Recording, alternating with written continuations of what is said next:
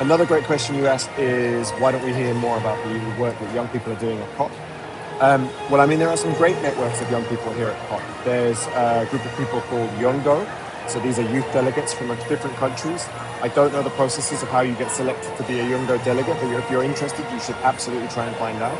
I know that the Youth for Climate Strikers, the climate strikers that will take place every Friday throughout the UK and globally a few years ago, around the same time of the COVID pandemic in 2020. I know that a lot of them are now coming to these talks as young delegates. There's also a group that I work very closely with called the Alliance of Radical Non-Governmental Youth, or ANGRI for short. They come here and do great work, and I'll share the details of their socials and the channels, and maybe that way you can find out more about what young people are doing. But yeah, that raises another question, which is around who has the power to come to COP. And some young people have a lot more resources and access and connections to be able to get themselves selected as delegates than others.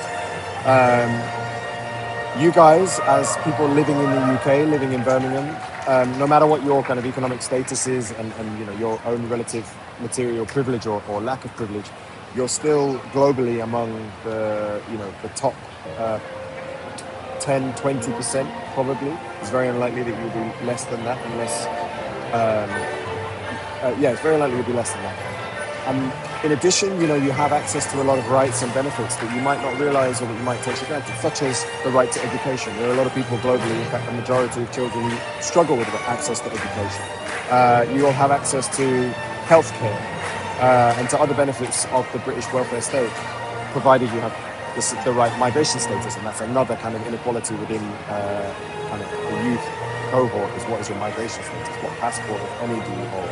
So I urge you to use that status, that privilege of being literate, being able to read and write, being able to have access to your politicians, being able to organize demonstrations, being able to own technology that allows you to connect with the outside world.